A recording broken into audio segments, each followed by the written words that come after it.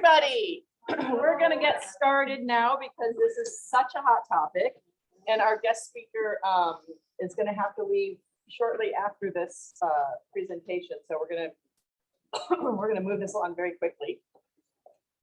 Sorry, I still want to bring me another one. So for those of you that don't know me, I'm Georgia Farrell. I'm the executive director of Safe Harbor Coronado. We are a small nonprofit, and we are here in town to offer services to youth and families. Nobody is turned away. So if you know of somebody that needs counseling services, and maybe there's lots of money in the family, but right now the money is tied up in a divorce or something like that, we can offer services that's on a sliding scale. So I want to make sure that everybody knows that this resource is here locally. We're a small nonprofit, so we're able to do that.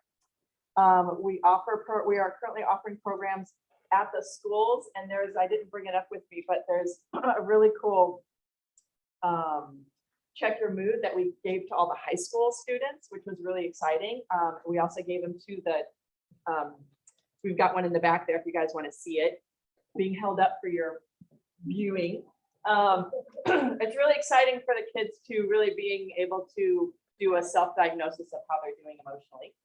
Here's another one for you to do, or to put on your refrigerator. We made magnets out of it because if you or your kids can identify their emotions, it takes all the heat out of what that emotion is.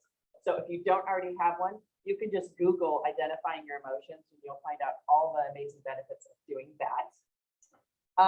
If you know of anybody who's new to the community, we are still going to be doing our Aloha program all year long, welcoming new families.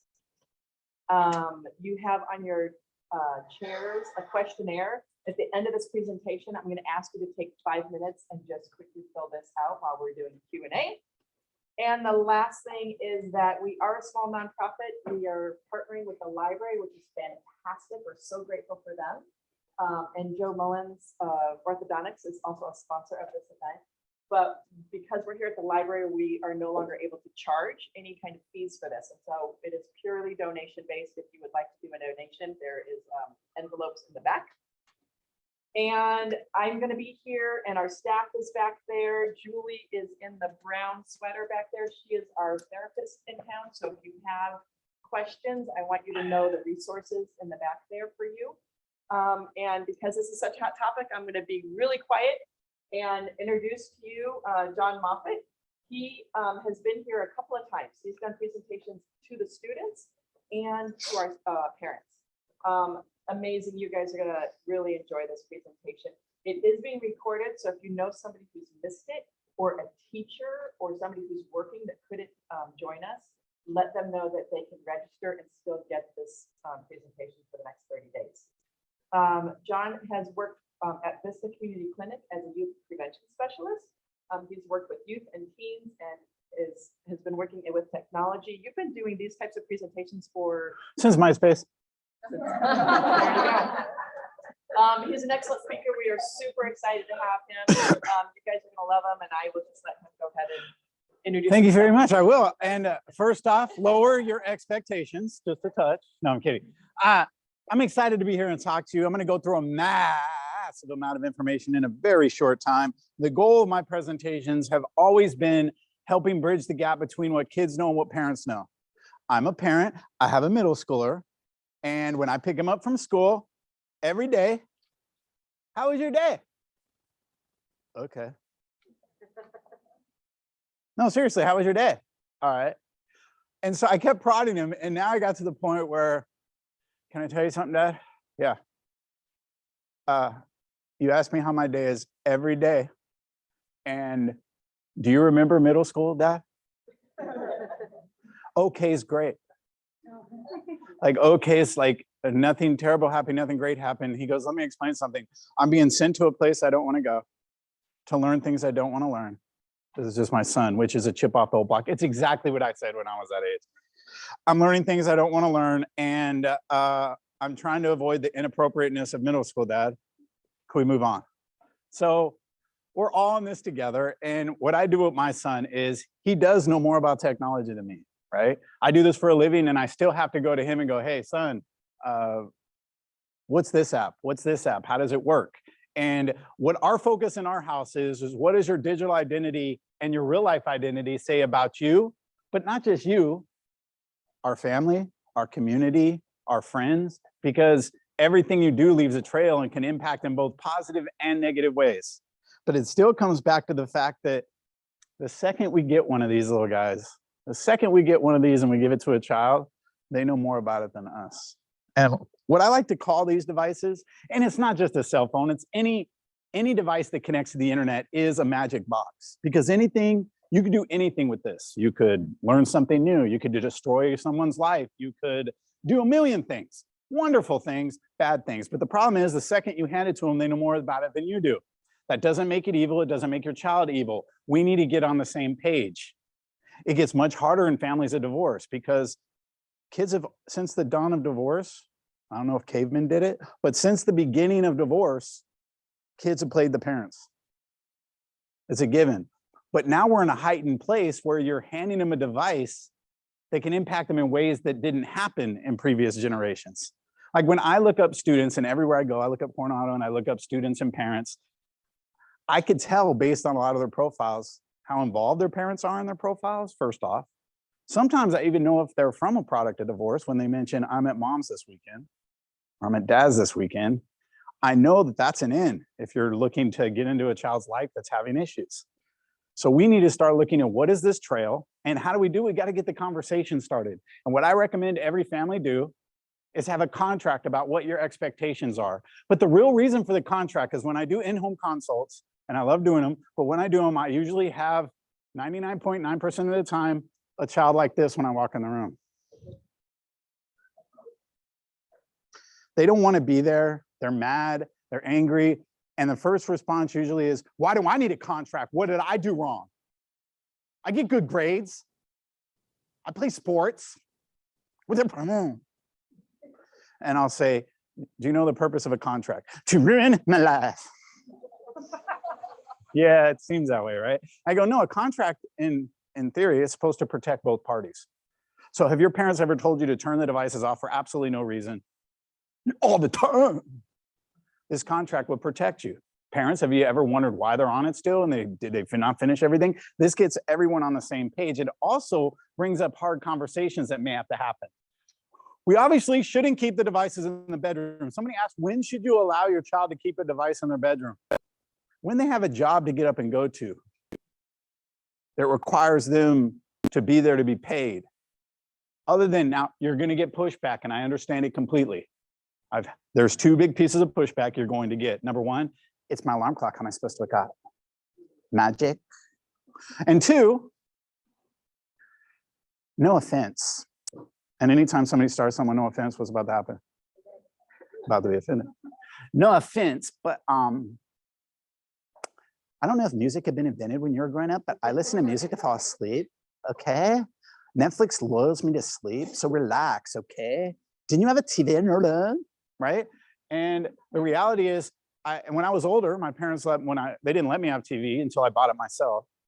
And I had a TV in my room, but I had a sleep timer, and I'd set it and I'd fall asleep. But the TV didn't beep and buzz trying to get me to go back on it. It didn't do anything like that. So unless you're instructing and talking about, okay, we're gonna have all notifications turned off. We're gonna have it in airplane mode. We're gonna put do not disturb on it. This thing cannot beep while you're asleep, period. Make that a bumper sticker. Cannot beep while you're asleep, okay? Now, if you're gonna allow it in the room, I don't encourage it at all. We all get less sleep that way. As the next one, I will not use my device to take pictures of nudity and or search for it. So let me get this straight. You're gonna give them a magic box that has access to every image known to man and some not known to every person. And you're not gonna have a conversation about inappropriate images or what they should do if they see it, how they interact with pornography. They're going to. Everyone here has had some sort of interaction with pornography. If you had to at some point. So you're not gonna talk about it. You're gonna just act like it doesn't exist. What about sexting?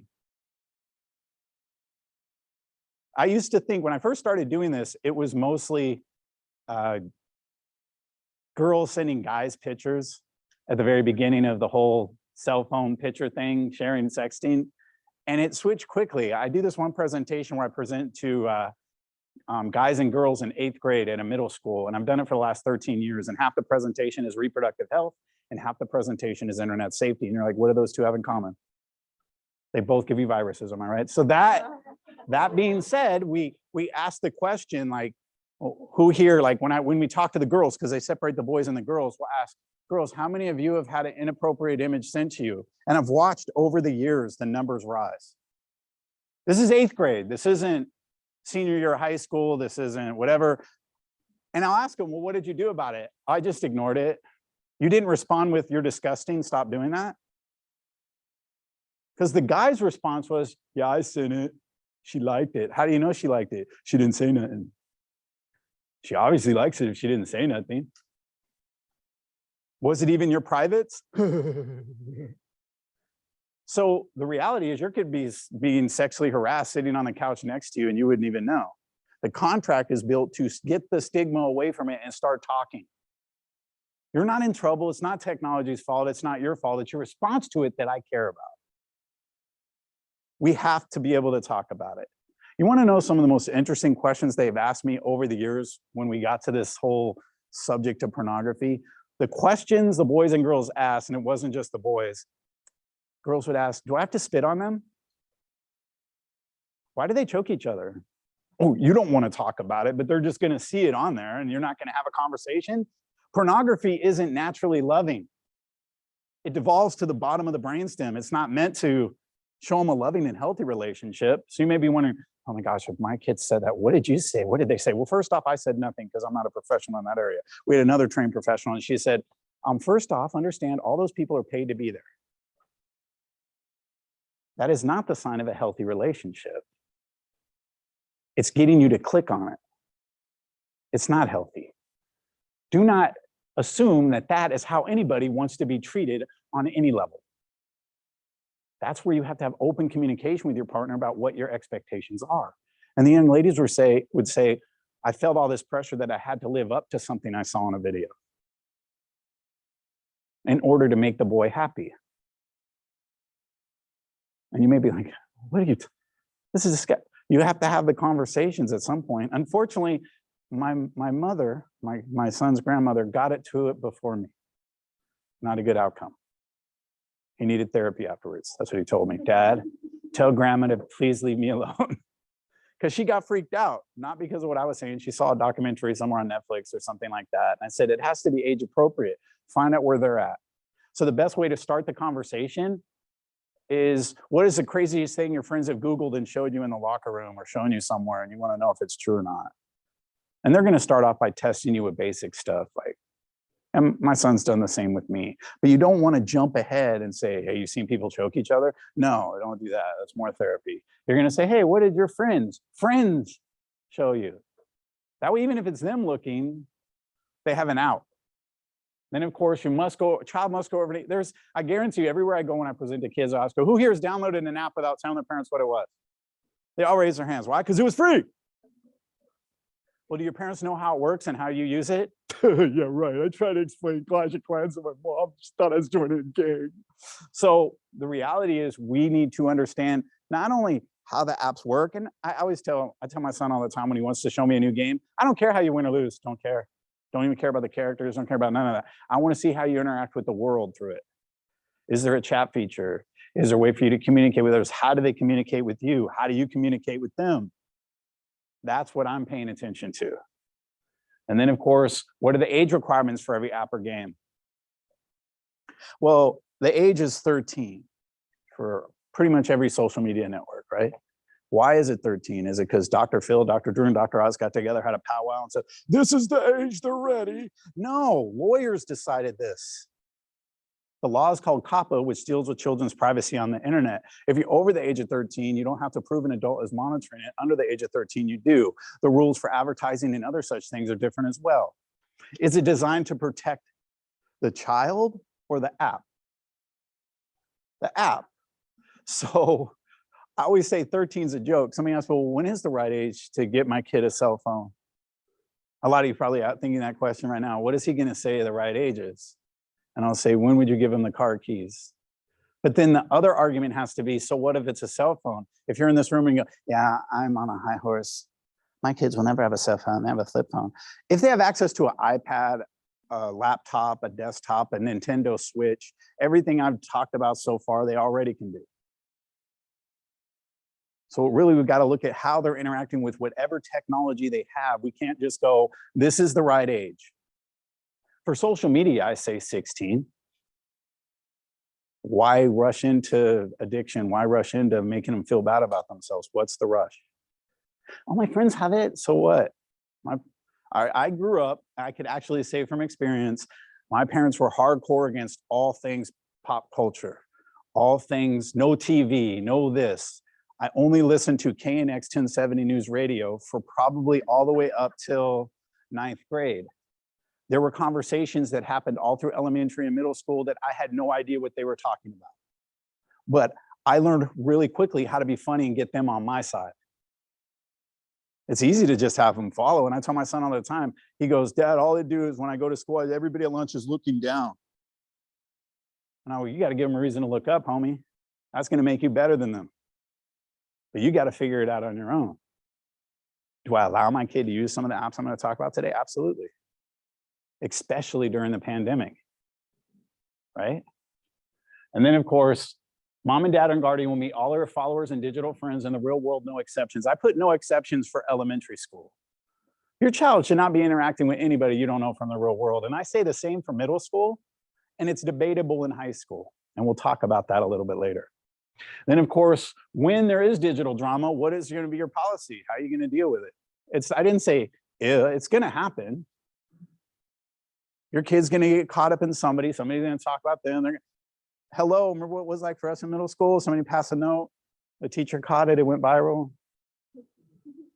It's not anything new, it's just the way it's shared is different, and we'll talk about that. And then, of course, we have this digital quarantine life, or that's where we're at now. Like, I'm excited to be in front of actual people and hear feedback, like being in Zoom and the Brady Bunch or whatever else it was over the course of the pandemic. I think the lowest point for me was Thanksgiving with my family last year. No, Auntie, turn it up. No, it's facing your butt. No, turn it around. That was it. And we tried to play games. Let's just say it didn't end well. It didn't end well. Maybe it went better for you, but it didn't go well for us. So it affected all of our emotional well-being, our digital life did. It totally tore it up. And social media reflected that. So this was a test that went around TikTok at the beginning of the pandemic. Take a 15-minute mental health quiz to see how anxious and stressed and depressed you are. I thought it was funny that kids filled this out, and that meant the app in China knew more about their kid than they did. And it's a joke too, because if you're a mental health expert, that's the last thing you want somebody to be doing. This isn't helpful. Okay, I know the argument, it raises awareness. Where's the follow-through? Where's the pushing them to get help from an actual therapist or somebody that could actually help them? No, it's not. And then you might have heard of the whistleblower from Facebook and Instagram that released some of the slides. Here's one of the slides. Teens who are unsatisfied with their lives are more likely to see content related to mental health on Instagram. So the more miserable you feel, the more you're going to show you the miserable stuff to reinforce it. This is the algorithm, the way it's designed. They knew this in 2015. This isn't new to them. And if you're like, yeah, those poor children. Hey, any idiots on Facebook are going through the same thing right now. If you have a grandparent, or I have parents, I have friends that I could tell what Facebook bubble they're in based on what they're saying to me. And you all experience it too. We all have our little bubbles. This isn't just a kid problem. We're all facing this crisis. Then, of course, the idea of filters. I know I look good, don't I? Yes. This is pandemic, John. This is poor. No, I'm kidding. Even Zoom has filters, and they better be on. Even Zoom has filters to make me look a little bit better, because we could see the bags in person, but I love the fact that you can see that. I love that we have a moment that I know you're not looking at your phone right now. When I'm on those people on Zoom, I know you ain't paying attention to me. I'm in the background while you're doing your email. Don't lie. That's just the reality. That's because we can't multitask. That's what happens. So when it comes to social media and body image, we have to talk to we have to be honest too, our girls about this. This isn't a guy. There's not a ton of guys. You could say, oh, you're overgeneralizing. That's just a simple fact. There's not a ton of guys filtering unless they're making themselves into a dragon or a demon or something like that. You get stereotypes are true. That's a fact. Then, of course, not only can you alter a photo, you can now alter a video to make the video look skinnier. Can you imagine the pressure? And this isn't new. I remember my sister, when we were growing up, having the stress of how much makeup, how little makeup. Is this person going to make fun of me because I'm wearing this or that? This isn't new. It's just a new way to expose it to the world. Because there's whole TikTok channels dedicated to outing people that are using too much filters. So it's adding another level of stress and pressure. Are they going to find out I'm using them? Oh my gosh, what's going to happen? Or is it just everybody uses them? Do we really want our 12-year-old using this? Our 15-year-old? Where's the line? It sort of comes down to each family. Not every family is different with makeup growing up. Some parents didn't let their kids wear makeup so they were in high school, college, middle school. It just depends. Filters should be treated the same way. You should be paying attention to how they're using them. And then, of course, this was another slide from it. Social media and body image. We heard a lot on the media about body images worse for 1 in 3 teen girls. But remember, all this data was self-reported by the teens, so take it for what it is, right? But what they didn't talk about is the boys.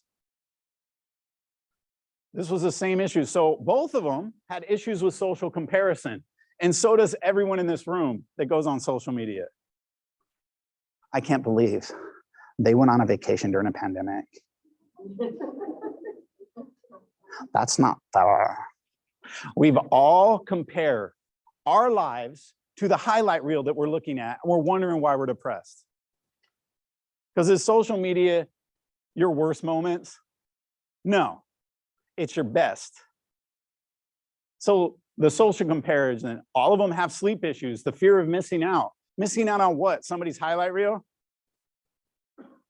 And that's what we parents have to sort of shake awake and be like, wait a second, what are we doing? We're in the same bubble. Because when I looked up this area, I found the parents more than I found the kids.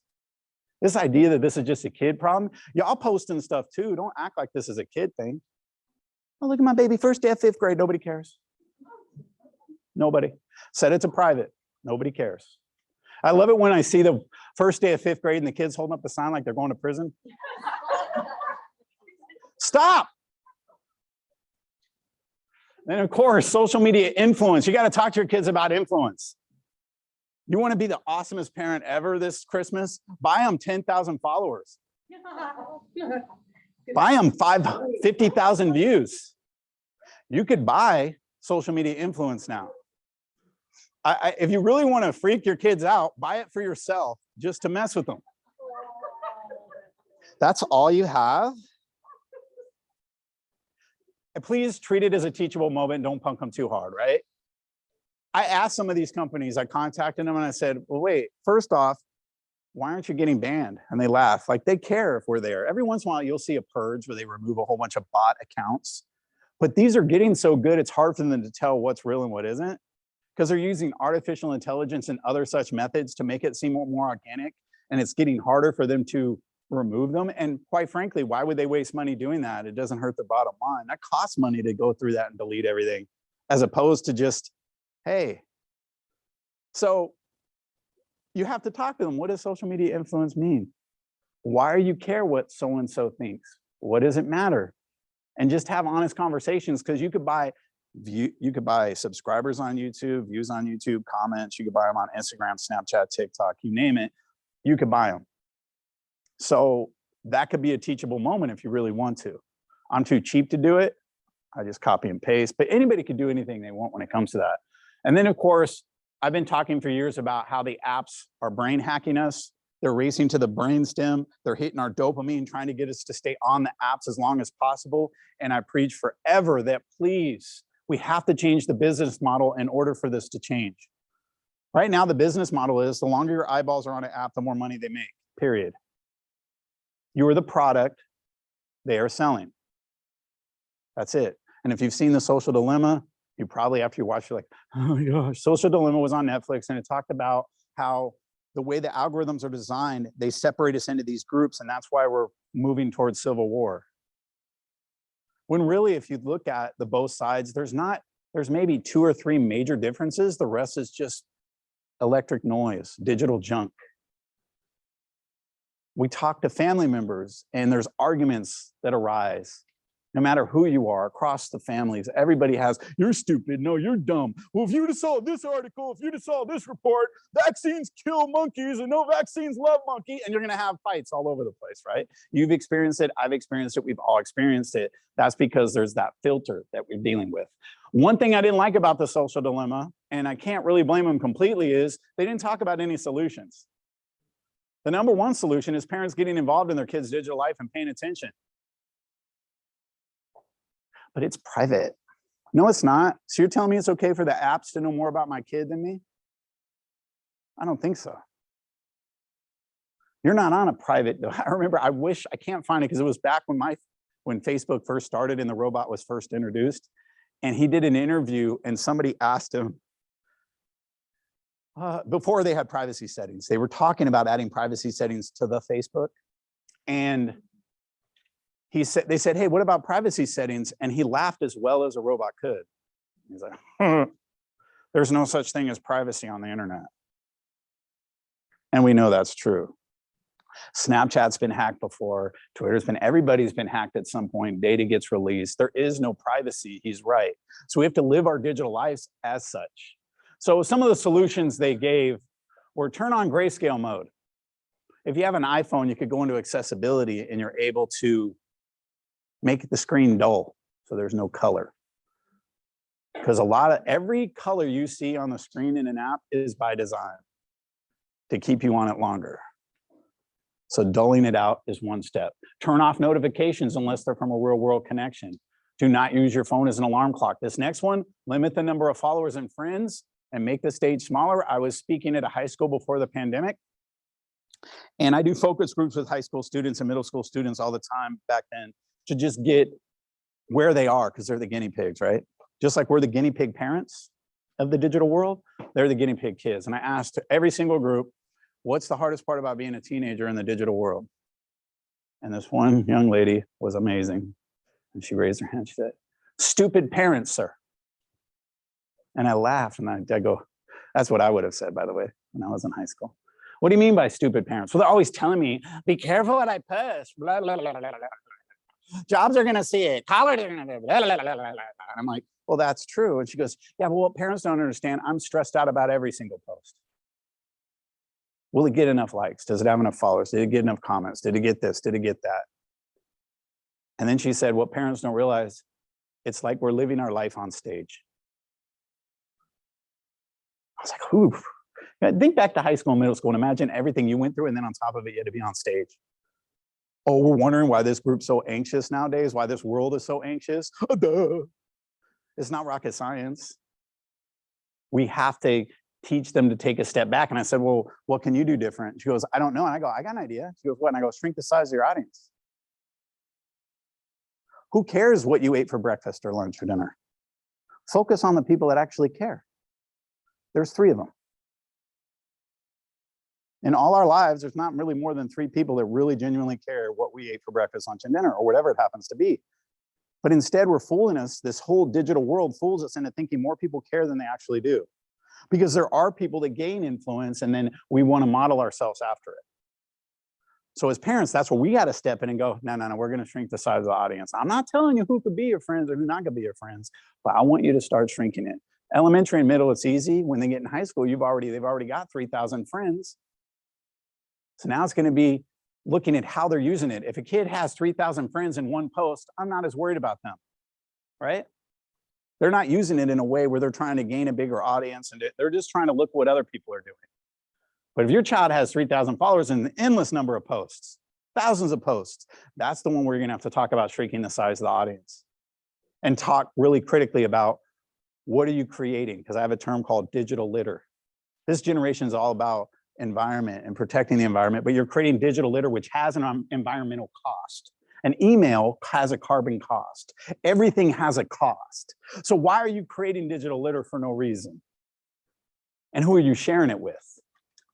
Now, can digital litter be fun when they're 30? Absolutely. I'm jealous of them. Could you imagine? I wonder what I was doing Thursday, November 22nd, 1985. That would be super dope to be able to go back and see, right? They're going to be able to do that. So talk to them about, hey, this is more about creating a historical record of you so that you could go back and show it to your kids and not be embarrassed. Because you're not thinking that far ahead, so I have to help you. And then, of course, limiting yourself to one screen at a time. I'm guilty of this. When I was watching the last Zoom with Fred, I had my email open. I was looking at other stuff. We all do it, which means if we're a master of everything, we're a master of nothing. Because we're not able to focus on one thing. Now, is it fine for my son to listen to music while he's doing his homework? Absolutely. That helped me get through college. I probably wouldn't have been able to focus as well. But if I had TV or other stuff's going on, video games, probably not. And then schedule specific times to check social media instead of it dictating to you when to check it. And track how long you're on the apps. With Apple, you have screen time. With Google, you have digital well-being, where it tracks how long you're on each app. Very useful. Then, of course, why does data matter? It's raining, you lied to me, I could see it all from here. Now, depending on what side of this fence you weigh on, you always view yourself as here. Well, somebody's wrong, somebody's right, or it's in the middle. This is not gray enough. This isn't real. The truth is somewhere in the middle, but we don't want to acknowledge that. But the idea that there is a filter bubble when is true. For example, if you go on Google and I go on Google and we search vaccine, gun control, or any other topic, our results will be different, based on what we previously searched up and what the algorithms know about us. They know our political affiliations. They know about what we love, what we hate, everything, what we buy, your favorite brand of toilet paper, everything. They know everything about you. So how do they keep you on as long as possible? Showing you what you want to see, or really outrage you, one of the two. You're either gonna see, if you look at your feed, you're gonna see every other article is either something that supports what you believe or infuriates you. How could they even think about saying that? Click, you just lost. So how do you pop the bubble? I like DuckDuckGo for a search engine because it doesn't track you. And I will provide a PDF of this presentation through email, so no stress there. That way you'll get a complete copy of everything, and my card is in the back. You just email me for a copy and tell me you're in Coronado. Then, of course, the idea when the young lady said, do jobs find you, or with this, that, and the other? I've been doing this for a long time, so I now have had full-grown adult people that have saw me as a kid come up to me and be like, hey, yo, I remember seeing you when I was in middle school or whatever. They got kids now, you know, and I'm like, oh, this time goes. Yeah, you know, you talked about not getting a job. I still got one. I'm like, cool, cool. So the HR lady that was 90 years old that used Google for the first 3 pages didn't catch it. Sweet. You lived in what I like to call the golden age, because it's changed now. And this happened right before the pandemic. These two companies, Fama and Farrell, use artificial intelligence to scrub the internet for every public thing you've ever posted or commented or liked. Your account could be private, but anything you liked that was public, anything that you commented on that was public, is scraped. Yeah. I had a friend do a test, she's my age, and she decided to pay one of the companies for herself, like to find out what they know about her. It was 300 pages. She'd only been on social media for 2 years. Data is the most valuable industry in the world. It's ahead of oil. It's ahead of everything. The sale of your data is more valuable than any of that. That's why they give it to you for free. They make more money that way. If they had a subscription fee, they wouldn't make any money. There's too much money to be made right now. So this is one thing to keep in mind. I always talk to when I talk to kids, and you guys don't live in the golden age anymore. AI is changing that. There's actually companies that are coming up that say that they will give you a mortgage, not based on your credit score, but on your browser history. There's companies that are starting to do that because it's actually more reliable information. Yeah, so the idea that China is done with their credit score, their human credit score, we're starting that here. It's just getting kicked a little bit farther down the road with each generation and each iteration. Then there are social media online screening sites like this. So whether it's a dating app or a rideshare app, when you get in the car, how do you know the person is safe that you're getting in the car with or you're going on a date with? This company Garbo's in the infancy stage. They're not quite, they're still beta. But what they do is use public information and crowdsourced information, which is creepy, to allow you to use just a first name and a phone number to do a background check on someone. Y'all are gonna do when you get home, don't lie. But How accurate is it? Probably not much, 50%. Then, of course, the California Consumer Privacy Act is one of the strictest privacy laws in the world. You in California, and you notice like over the last, during this pandemic, because this took effect right around the pandemic, right before it, you'll notice that when you go to a new website, it'll say, do you want to allow cookies or do you want to do this? It doesn't say that everywhere in the United States. That's a California thing because we have different laws than everywhere else because you have to have permission and data sharing and this, et cetera. So the sale of our data is more valuable than oil, like I said. And so what I like about this law is you have the power to decide if you want your data shared or deleted, and they're not supposed to be able to discriminate you if you say no, but that's not true. When I turned off location services for Google, do you think my GPS is going to be the same? No. They're going to say, hey, dude, if you want to use this GPS, you're going to have to give us something. Now, am I to argue that? Am I saying that they're evil for that? No, that's the business plan right now. I can't blame them. We're the using it. We're the ones using it. So what I recommend you do is go to the World Privacy Forum Data Brokers Opt-out list. This shows a list of all the companies that are worth more than ExxonMobil, more than the pharmaceutical industry, more than all that, making all that money. This is the top 10, and these are the opt-out pages for them, where you could click to opt out of each one. Every time I go to a website, I always go back to down to the bottom where it says, do not sell my information, and I click on it no matter what site it is. And then they may beg, please don't go, like a bad breakup. Why do you gotta go? How can I be better? Please. And then your child, if your child's at least in middle school and high school for sure, they're probably using a virtual private network or a VPN. A VPN changes your IP address and hides you and makes you invisible when you go online. It's very useful and it can be it's for security, and it was originally designed to protect people from nefarious government intervention, et cetera. Its roots are not bad. But if your child has a VPN, 99% of them have a free one. Free VPNs are not the same as regular VPNs. Just like with anything else, they sell the data.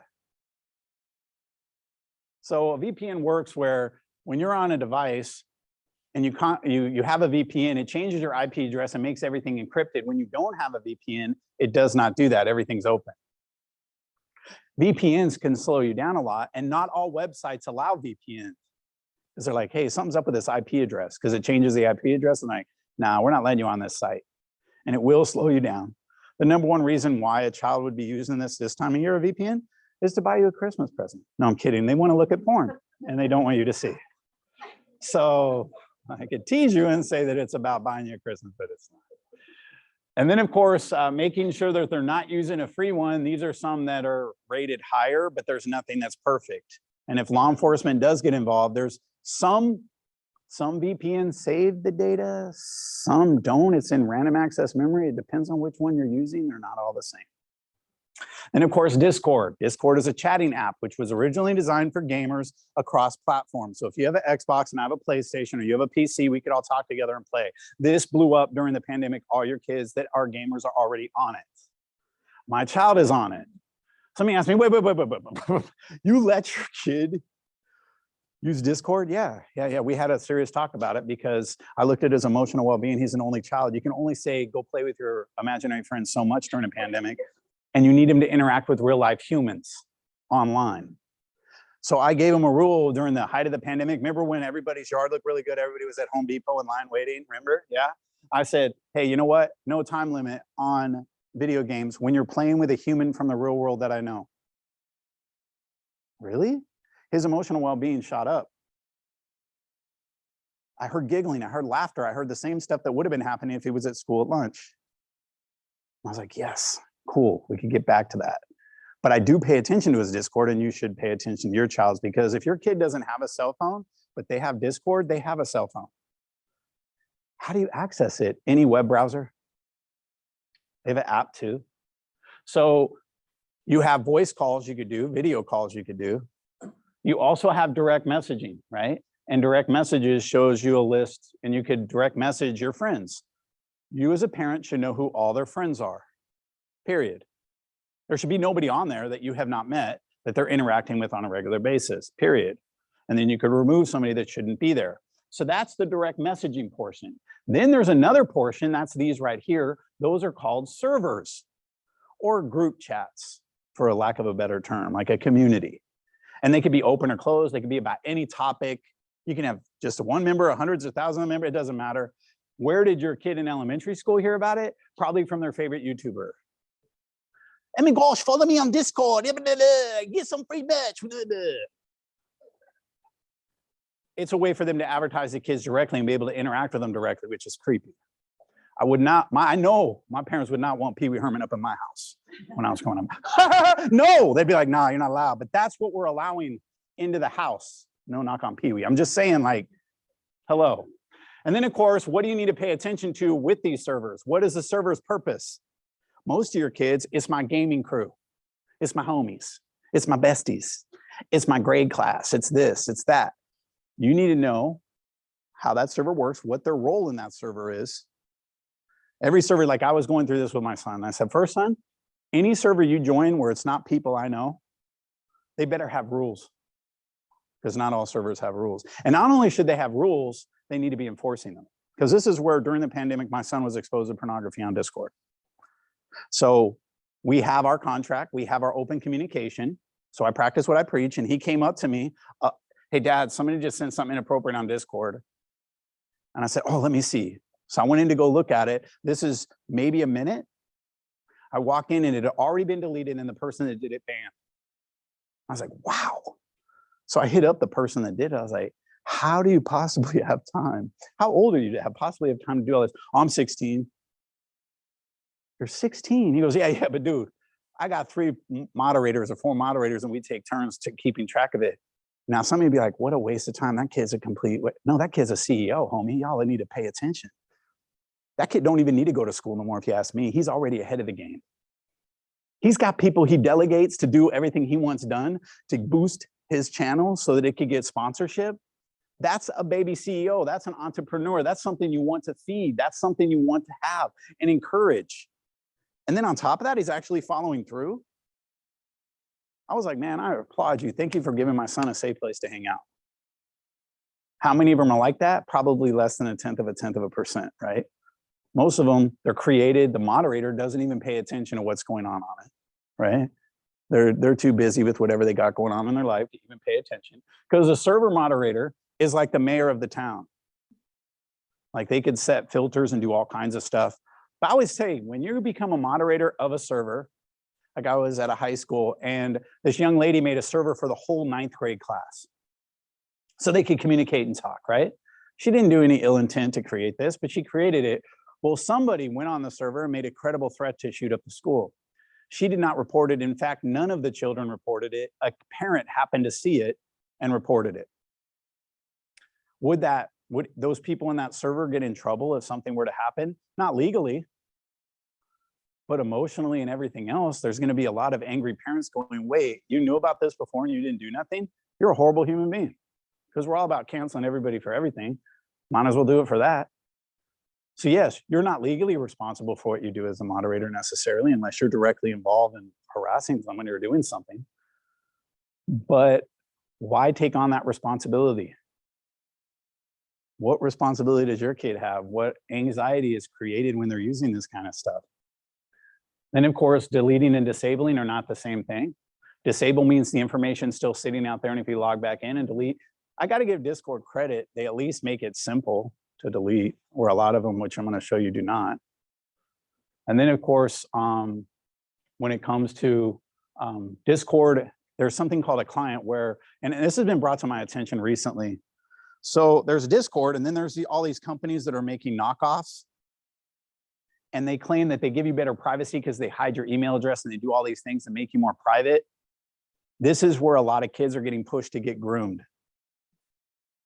So Lightroom, and guess what? These apps, you don't get them in the App Store. You don't get them in Google Play. You have to sideload them. They're not legit. They're not necessarily by themselves evil. I'm not saying that, but they seem to be used for more negative purposes than positive ones. I've had several parents complain, my kid was all of a sudden on Lightroom and people were sending inappropriate images. How do we find out who it is? I'm like, I don't know if you necessarily do. So that's why it's important to know who your child's interacting with, how they're interacting with, what they're having conversations about. And remember that what you're seeing isn't everything. They could delete individual parts if you're not paying attention. They could be making voice or video calls where they're doing inappropriate stuff that you have no idea about, because trust me, the groomers are pushing them in places where you can't be seen, where they can't be seen. Then of course, tick to the talk. TikTok is like YouTube for people with short attention spans. And it is now past YouTube for the most viewed app on the planet. And if you've been on TikTok, it's powerful. Like, the algorithm is amazing. You could spend hours on that and not realize it's been hours. It's by design. That's where parents have to step in and go, hey, wait a second. How are we going to monitor this? How are we going to control it? They have a new thing they added a couple months ago called family pairing. And I think I might have forgot to put the slides in here, but family pairing I'll add to before I send it out to you. I'll show you how to do it. What it does is you have to have it. Of course, TikTok makes you have to get an account to monitor your kid. So you create a TikTok account and then you link it to your child's account. So you can control the privacy settings, the amount of screen time they have, and everything else within that app. You don't need a secondary device or a secondary monitoring tool. It does it from within the app. That is good, but you have to create an account. Not so good. The other thing is making sure that they don't link their accounts together. So I found kids from the high school and the middle school in the area by simply going to Instagram. Instagram doesn't have direct links to TikTok, right? They're two totally different companies, but Instagram has a feature where you can see geotagged photos where they were taken that are public, not private accounts, but public. I click on them, it takes me to the account it came from. How did I find most of the kids here? In middle school, I found them through the parents' account. You had an account that was sort of business, sort of personal. I couldn't really tell. You were trying to sell stuff. You weren't, I don't know, realtor, whatever you're doing. But you had your kid following you. You were following your kid. Their account was private, ironically enough. But in their About Me section, they put their TikTok username and their Snapchat username. So I took the TikTok username, plugged it into TikTok, and if their privacy settings aren't right, I go to their account. And then once I find one student from a school, remember the big brouhaha that happened at Coronado High School with tortillas and whatever else? You know how easy it was for the media to infiltrate your network? Pretty easy to get all that stuff without anybody leaking it. We're all interconnected when we're using this stuff. And of course, how do you make money on TikTok? There's two major ways. Sponsorship, like that Ocean Spray guy skateboarding down the street to Fleetwood Mac at the beginning of the pandemic, to TikTok Live. And TikTok, Snapchat, Instagram, or not Instagram, Twitch, all have ways where people, and YouTube have ways to give, you could directly give your viewers money or they could give you money. I should put it the other way. The viewers could give you money. So with TikTok Live, you could live stream your life at any time. Hey, what's up, everybody? I'm in front of this audience. Yo, if you like what you see, just click here and hit me some coins, yo. And then half the coins go to me and half the coins go to TikTok. These coins are converted to real money. Now, you're supposed to be 18 to be able to use this feature. How old did your kids say they were when they went on TikTok? Because a lot of y'all let them get it before they were even 13. So what age were they? I love when I talk to kids. I said I was so old. I said I was 25. First off, that's not old. Second off. Right? And I go, look, the internet treats you differently when you're over the age of 18 and under the age of 18. When you're over the age of 18, you could turn these features on if you connect it to some sort of payment process. And pretty much any kid with any kind of brain or is being groomed by somebody, they will walk them through the steps, right? So why would your 13-year-old need TikTok Live to live stream their life to the whole world? Use FaceTime if you want to talk to a group of your friends. Why do you need this to do that? So you're trying to gain more followers and likes and this and that. And as a family, you need to decide, do you want your child to try to become a child star or a supermodel? Because that's what you're doing. You have to decide, is that what I want? How are they going to use it? Each family is going to be different. Then, of course, under privacy, you want to make their account private. Suggest their account to others, turn that off.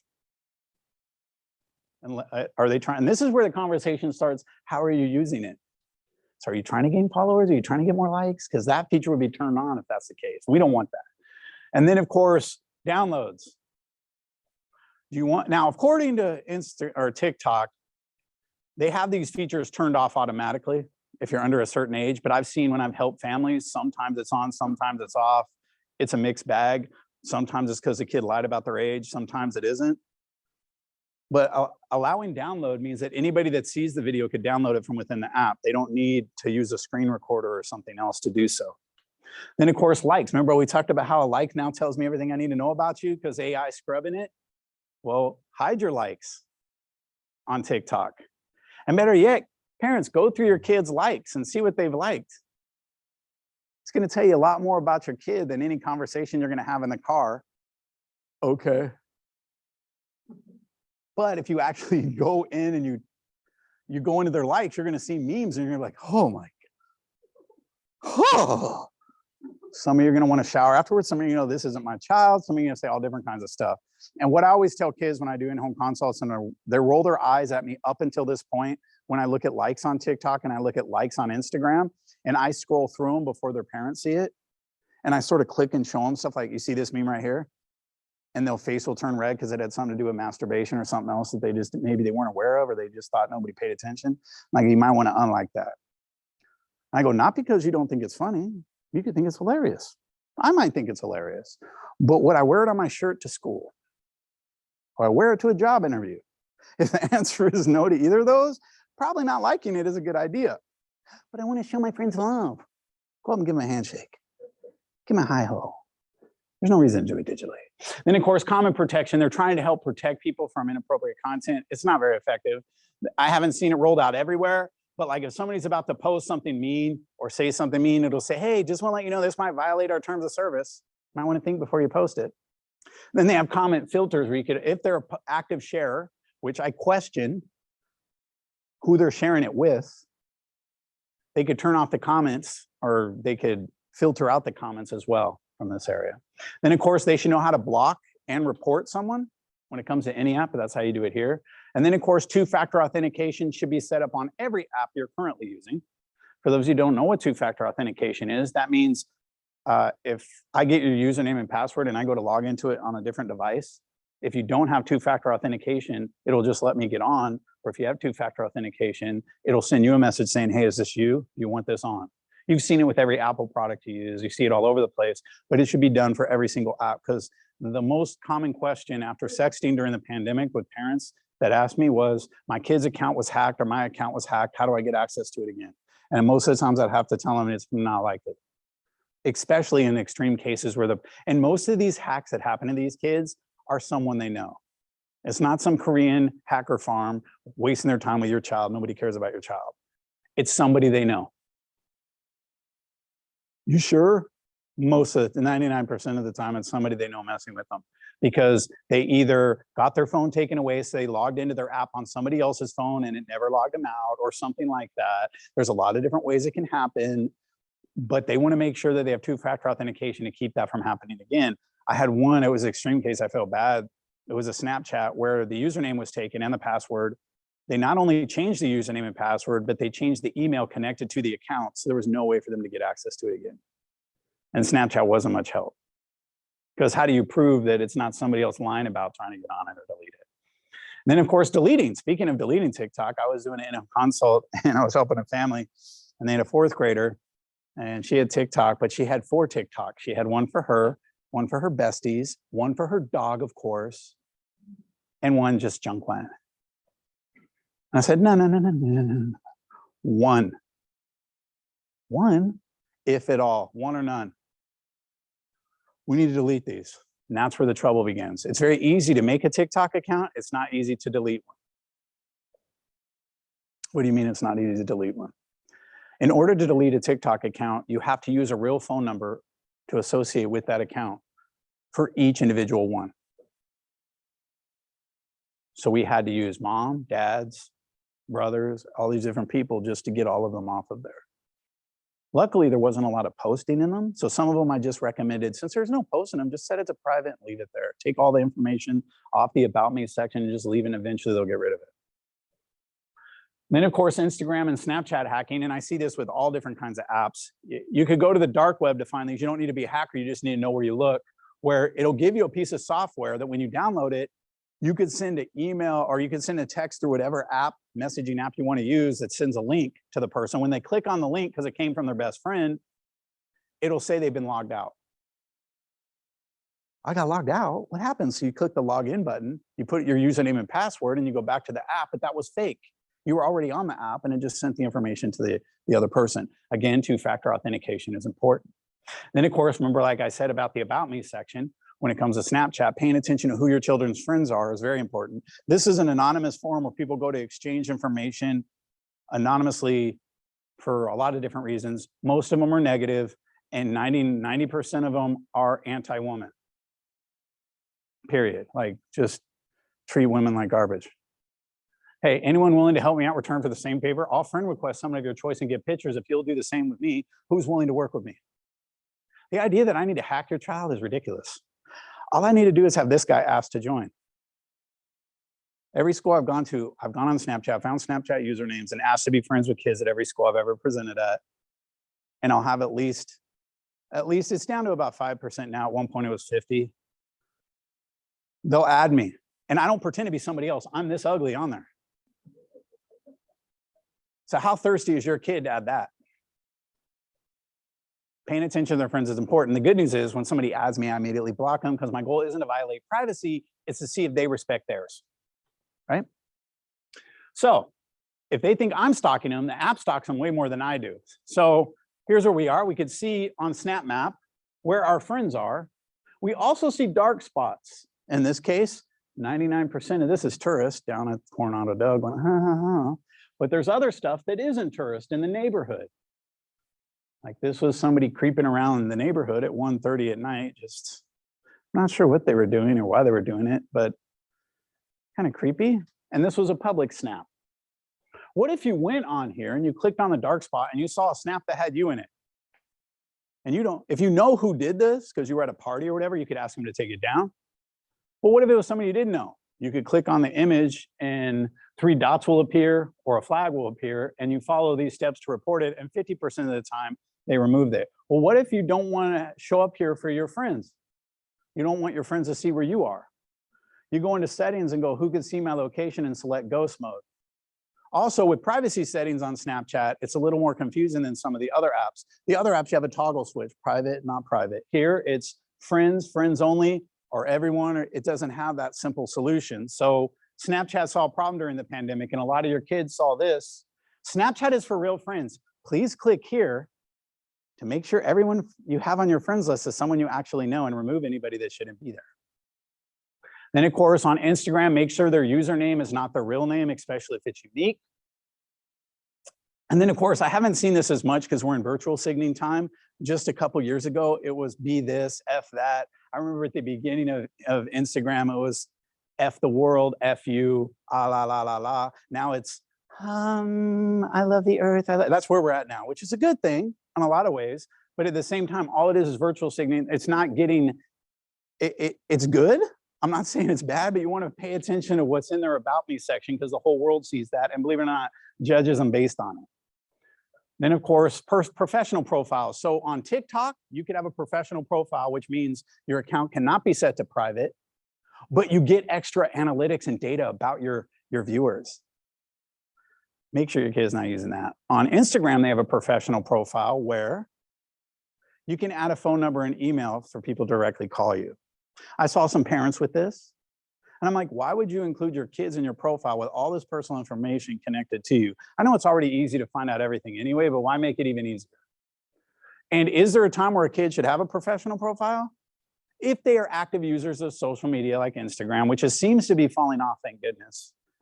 I'd rather have them get off, but if they have to have something, like they're in sports, for example, creating an Instagram just for their sporting activity is probably a cool idea, right? But, and extracurricular activities, volunteer services, but you shouldn't be on there, and none of their friends should be either. It's strictly professional. Then of course, there are likes. This was from a middle school where 28 kids liked it. They were brought into the office and asked, why did you like this post? And they said what? Oh man, I was trying to show them love, or I thought they were joking. Not one reached out to an adult. What I encourage you to do, what I do in consults, this is always fun. I go through these sections to posts you've liked, and I look at everything your child likes since they got the account. That tells you more about your kid than any conversation in the car ride home or at dinner ever will. If there's a bunch of weed memes or there's probably a lot of Squid Game memes right now, but in general, what is it that's on there? Paying attention to it. Then of course, you can now, because the drug addict, it's like the drug dealer has now made a rehab center built in. I think that's what they're trying to do here. So you can now hide like and view counts. You now have a limits feature, which will hide negative comments, but you could click to view them. So is that effective? No. Then hidden words, they'll hide certain words from you. If you ask, blocking a user and reporting a user. When it comes to reporting or restricting a user, not reporting, restricting a user, what this does is it allows you to limit what they have to see instead of just blocking them, which could get awkward at school. Then reporting anonymous profiles. The number one time your kid's going to do this is high school or college, where they made an account when they were a little kid, and it's embarrassing now. They can report it as featuring a person under the age of 18. Then of course, deactivating an account. You can't delete it from within the app on Instagram. And the reason why I put this in here is every single account you've ever made, this goes for adults and kids, never use a school or business email unless you're self-employed, because when you leave, you need that email to delete an account. And then of course, how does your child use social media? Who are they following? What's following them? What are they sharing? What are they liking? Is it private? Are they a moderator? These are just some jump off questions. Then of course, monitoring in the digital age. I'm gonna end with this, I'll go 2 more minutes. Monitoring in the digital age, going through the devices with them is number one. Period. And you should have every password. I struggle with this myself.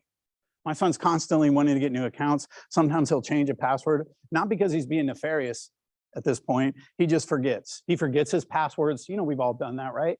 What's your password? I forgot my password. So you hit forgot password. Make sure you're keeping records in print, hard copy, not online, of every password they have. There's little password notebooks, or any journal will work.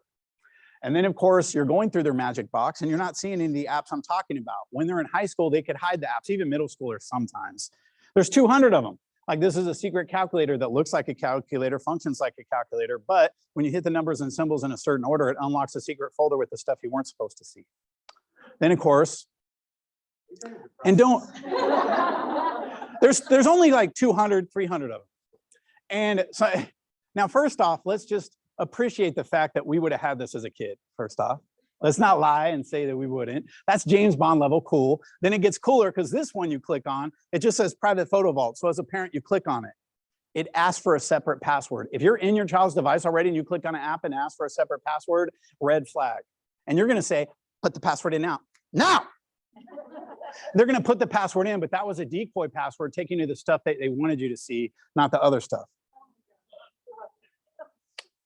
Yeah. Gone are the days of between my mattress. So, Sears catalog bra section got me through a lot of tough times. That being said, times have changed now. Apple Family Share, if everybody in the family has Apple products, you can set up Apple Family Share where their Apple ID is under you. How do you know if it's set up correctly? Every time you go to download an app, you get a message. If you don't get a message every time they go to download an app, they've simply set up a separate Apple ID. Now, these are popular parental control apps. I'm going to go through this very quickly. You can look for yourself. These are Apple top-rated apps. These are Android and Chrome type stuff. And then, of course, if they don't have cells yet, everything's done through Wi-Fi in your home. If your home, many homes will work with this, is you don't have to have any tech skills, really. You just plug this into the wall. I've helped families set this up. Plug this into the wall, and it becomes a go-between between all the devices in your house and the Wi-Fi. You download the app and you could create an app profile for each kid. You could pause the internet on Johnny, let Sally still do it, do whatever it happens to be, but it only works for the Wi-Fi. They do have a version for cell phone, not sure how effective it is. And then of course, I'm gonna talk about filters and monitors, but they're one Google search away from getting around anything you put on a device. That's why in the contract, my contract, and I'll provide you a generic one, you could edit it for to fit each child's needs.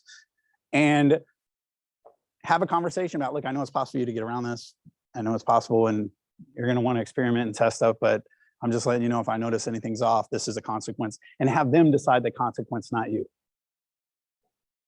It's easier to enforce a consequence they came up with than the other way around. You might have heard of all the hacks. Your information is probably out there somewhere for some account that you have that got hacked by you didn't even do anything wrong. They got into a network. So if you go to Have I Been Owned, you put in your email or phone number that you may think the account may be hacked, and it'll show you what it does is it searches a database of every single database of hacked accounts and shows you them. So then you can see, oh no, my Netflix account has been hacked, or this account has been hacked. I better change my password. And then of course, account killer, I didn't have time to tell you how to go through every single one. Like Snapchat, it's like a really bad breakup. What they do when you say delete, they say, okay, we're gonna give you 30 days. And then we'll delete it permanently. But if you want to come back, you can in those 30 days. Then what do I do next? Pull my hair out, get rid of the Wi-Fi. No, we don't do that. First thing we do is get the devices out of the bedroom, and we need to have a conversation. I went to a presentation day. We need to talk. You didn't do anything wrong. I just want to get on the same page and understand how you interact in the digital world, because I'm jealous and I wish I could do the same. Put it in a way of like, that's how I did with my son. Dude, you're lucky. You get to use all these tools. I just want to understand how they use them, because if I don't understand how they work, you don't get to use them. Pressure's on you, dog. Then of course, get to know the followers and friends. Set up a contract. Don't demonize the technology or the child for things they bring you. When my child brought me pornography, I had to practice what I preached, didn't I? I was like, oh. The sadness in his face. The fear. What's my dad gonna do? Is he gonna embarrass me and reach out to these people and yell at them? What's he gonna do? No. I'm proud of you, son. Thank you for telling us you're not in any trouble. Let's see how this server works. Wow, they're really good. Not all of them are gonna be. What if the pornography that's sent was somebody you know, one of your kids' friends, or a friend of a friend that you know goes to their school? I've recently had a lot of parents reach out to me with this one. Do not try to be over there and talk to them about it. Go to the school and the counselors, well, this has been brought to our attention. We need you to be aware of.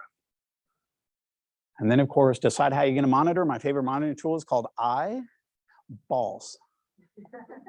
The 5-second rule. A parent gave this to me 10, 15, I don't remember how long ago it's been. The phone is in my hand in 5, 4, 3, 2, 1. Let's go through it together.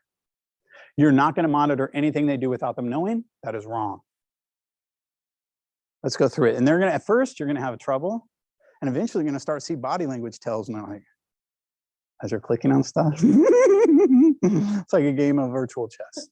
Then of course, how do you balance the digital and the real world? During the pandemic, when I would talk about this, it was near impossible.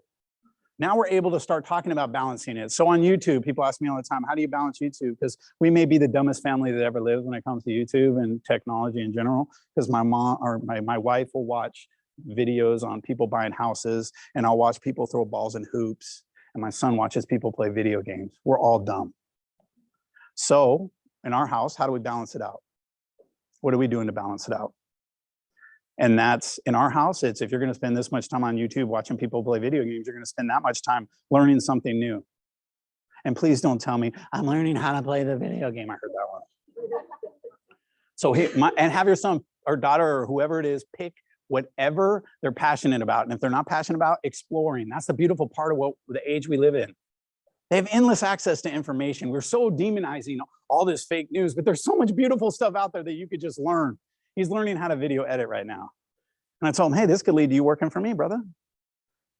Like, because I hate to say it, we're in a time where you're not just competing against people in this area or people in this nation, you're competing worldwide now. The world's gone digital. The only jobs, believe it or not, that aren't gonna be this competitive is the jobs everybody looks down on. The plumber, the construction worker. You can't outsource them. I'll bet you most of the job in this room could be outsourced. So I thank you very much for your time. This is my email. My card is in the back. Thank you very much for having me here. I do want to get out of here in the next couple of minutes because my son has a doctor's appointment I have to sit on the telephone. So that's why I have to get out of here. Yep.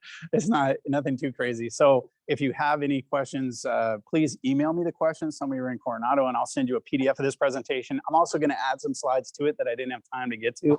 And thank you for letting me go over. I appreciate it. And thank you for your patience. I know it went a little long. Thank you very much, everybody. Thank you. Thank you so much.